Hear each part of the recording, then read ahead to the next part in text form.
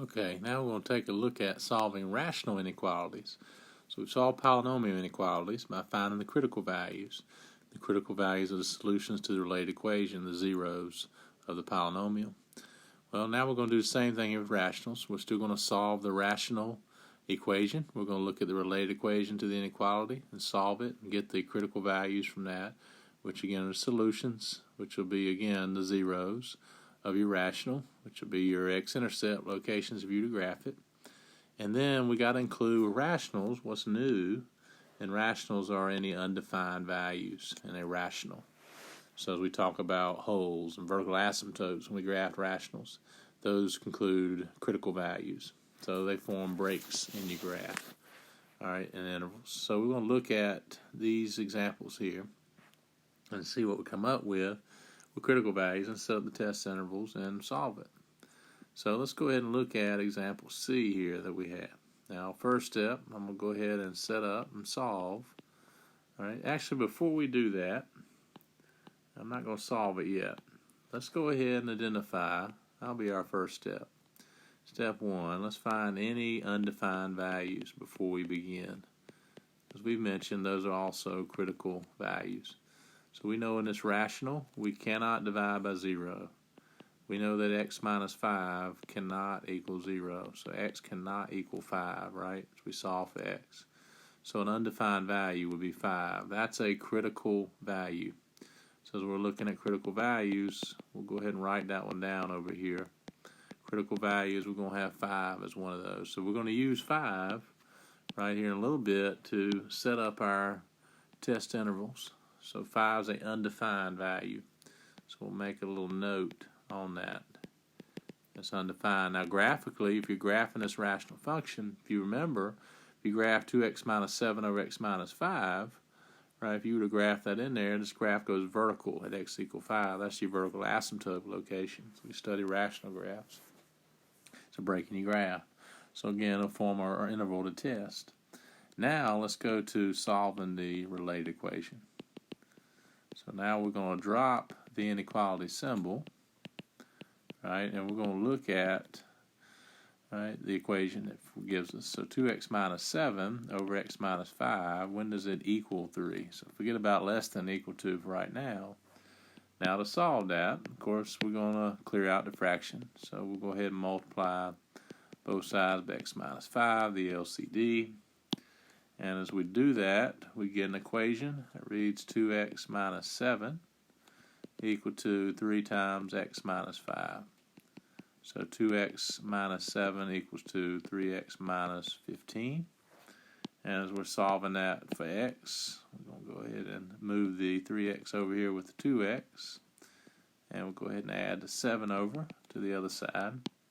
So as we do that, we end up with 2x minus 3x, which is negative x, equal to negative 15 plus 7, which is negative 8. And as we multiply both sides by negative 1, x equals 8. So 8 is also a critical value. So what are we going to do with those numbers? We're going to set up now our test intervals. So let's look at our test intervals. So to do that, let's go ahead and look at the x line. So all real numbers x. So here's negative infinity to infinity. So 5 being a undefined value, and if you were to graph it, it'd be a vertical asymptote location on your grapher. And 8, what 8 is a x-intercept. It's a 0 solution to your related equation, to where you graph across the x-axis. So with that said, it forms, 3 different intervals of test. So we got the interval negative infinity to 5. Now we need a parentheses on 5. 5 is an undefined value. Even though we have less than or equal to, we're not going to include 5, right? That's an undefined value. All values greater than 5 and less than or equal to 8. Now we got to include 8, right? The reason we're including 8 is we can equal, right, in this problem, less than or equal to, greater than or equal to. We need to bracket those solutions to related equation. And then, of course, we got to test the interval of all values greater than or equal to 8. So there are 3 regions to look at. So let's go ahead and test them. So let's pick a test value, right, and we'll plug it in and see if it needs to be included in the solution set. So negative infinity to 5, I'll use 0. 0 being an easy number to look at.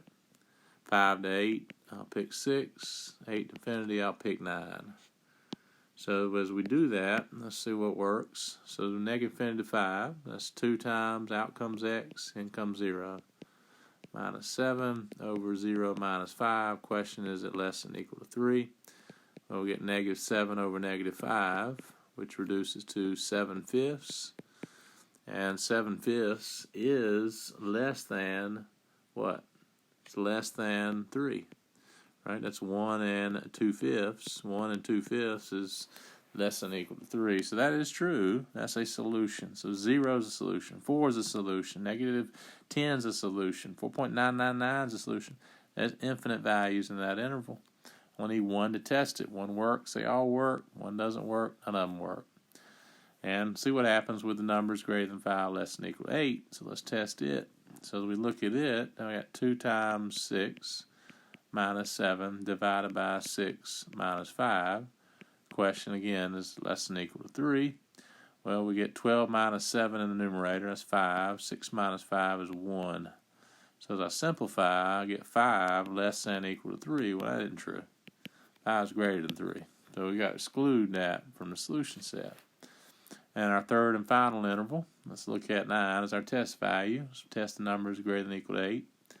2 times x, 2 times 9 minus 7, divided by 9 minus 5, is it less than or equal to 3? 18 minus 7 is 11. 9 minus 5 is 4. Well, 11/4, that's 2 and 3/4, right? And 2 and 3/4 is less than 3. That's true. That's a solution. So we got to include all of those numbers. So our solution set, as we're solving this rational inequality, there's 2 intervals. All the real numbers less than 5. Right? We got to include those numbers. So less than 5. Let's go ahead and write down that interval. Or all the numbers greater than or equal to 8. Just be careful with your intervals. Right, bracket and parentheses. We're not going to have a bracket on an undefined value ever. Doesn't matter if we have less than or equal to, greater than or equal to. But we do put brackets with our solutions to our related equation if, right, we have equality on the inequality. So there it is. There's our solution set for example C. Again, solving a rational. And you can check it graphically, right? You could graph in this rational expression, you put everything on one side, graph it y1, you'd see it would be less than or equal to 0 in those locations.